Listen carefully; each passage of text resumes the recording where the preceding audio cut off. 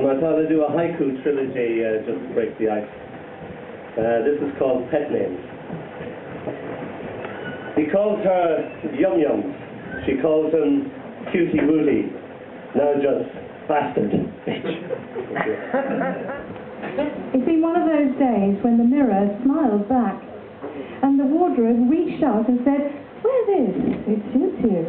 One of those days when the traffic lights all turned green as I passed and the streets were full of potential friends and the hands of the clock swept round its face and kept time with my song, and I danced right through one of these days. This is called Abracadabra. You don't normally have haikus with a sight gag, but there you go. Sue me. Like a magician, you pull your bra from your sleeve. You can see I'm pleased. It was one of those days when the mirror scowled back and the clothes in the wardrobe were shabby and black, and all of the people I passed in the street looked like serial killers I'd rather not meet. The lights were all red and I crawled along sadly. I knew that this day could only end badly. As I drove out of town, I heard sirens howl. Was I speaking? Okay, and I threw in the towel. This is called her least favourite photograph. Go back a bit. She falls. Whoops! Arse over tits. Not wearing sticks. It was one of those days when, without any warning, the space-time continuum shifted to morning. The twin suns had risen, the 9 moons had set, and the kitchen called, "Master, you want breakfast yet?" I lay in my capsule, so snug and so lazy, when all of a sudden the vid screens went crazy. The newscaster rolled all his 17 eyes and said, "Monsters have landed from out of the skies. They only have 2 legs and 1 head." I sat up in shock and I leapt out of bed. It was one of those days when I had to go out and meet those invaders the news was about. I tried to stay calm, but I'd had quite a fight. I shouldn't read Philip K. Dick late at night. This is called Snowfall. She wakes to a morning with no reason for living, cries in the mirror to be forgiven, puts on her makeup, takes off her clothes, sits there and bleeds until she can't feel the blood in her veins runs cold. The cat cries to be fed, the batteries in her Walkman go dead, the Rachmaninoff stops. A letter she will never read sits on the welcome mat. Somewhere a mobile rings and stops.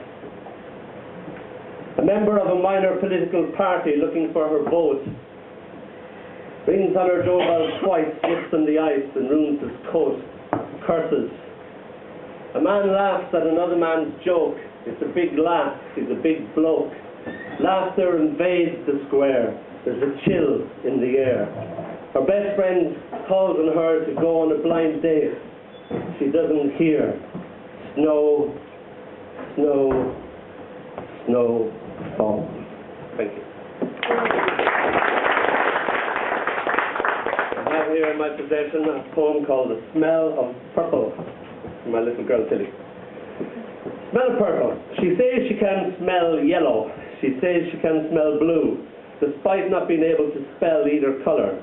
Yellow smells the same as blue, like a wet kitty drying by the fire. Red smells like mummy when she kisses. Her kisses smell different when she kisses you.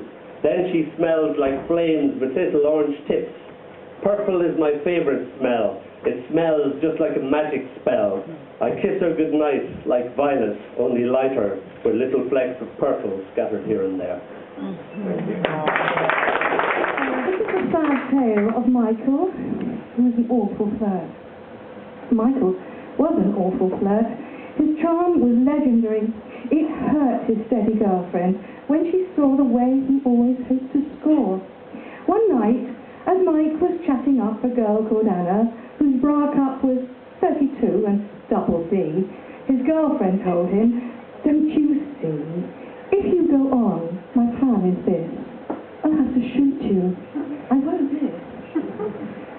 But Michael said, you won't, you know. I really love you, don't you know?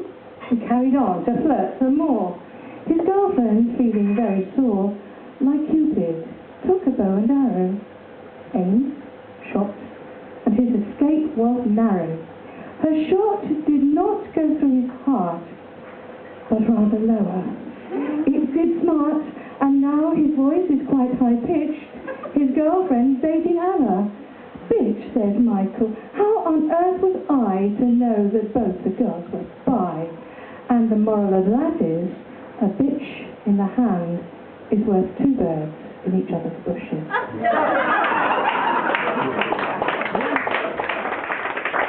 So, Superman. I wanted to be your superhero, but all the best ones were already taken. Superman, Batman, Spider-Man, oh how they roll off the tongue. Doctor Strange, or Daredevil, or Green Lantern even. So I had to become my own one. Now I hear you cry, kissless and cuddleless, but have no fear, for I am here, created by your own longing, a superhero to suit you. It's Mr. Kiss Kiss and Cuddles Man, to the rescue! Oh, my hero! Who am I? I am Penny Chew. I am Muffin the Mule. I am the Goon on the crystal set. I am Threatley Bit. I am a pink Angora jumper. I am a paper nylon petticoat. I'm a beehive. I'm the Beatles before they grew old, died or turned classical. I am Martin Luther King and JFK. I am the Cold War, the Iron Curtain and the Berlin Wall. I am the end of them all. I am the OU, the EU. I'm okay, you're okay. I am the Wolfenden Committee. I am trannies before they were cross-dressers. I am tape deck, CD, DVD. I am a telephone too heavy to be mobile. I am a microchip. I'm a word processor. I am my grandmother's singer machine. I am my grandfather's madness. I am my father's weak left leg. I am my father's prejudice against the USA. I am my mother's prejudice against my father. I am the axe with which my mother killed diseased rabbits. I am my daughter's struggle to grow. I am the caress I give to my lover. I am my lover's need to caress me. I am 64. This is called The Soul Goes for a Stroke. My uncle sleeps with pursed lips, as if kissed by a dream. Perched upon this kiss, a butterfly sits, as if an uncle's lips were the most natural place for a butterfly to rest, or as if it were an illustration of the soul, a symbol in a magical book that explains such things. Outside, the trees breathe gently, inhaling and exhaling a soft whisper of wind. Bees carve a map out of air for other bees to see. Out on a limb, two birds sit and chit-chat. A fox unseen passes by as if it had never been. A big bug topples off the top of a tiny stone onto its back, wriggling its arms and legs as if it were trying to swim through its currents of fear. One of the gossiping birds sees him as a tasty treat, eats him. Inside the house's El Greco shadows, a kitten exploring the newness of the world it finds itself in, jumps onto the sleeping statue of an uncle with a butterfly perched upon his lips. Kitten tumbles up into my uncle's crotch before climbing the mountainside that is his chest, takes a swipe at the soul pretending to be a butterfly, just as my uncle awakens to this reality and his soul flits just out of reach between the fireplace and the mantel.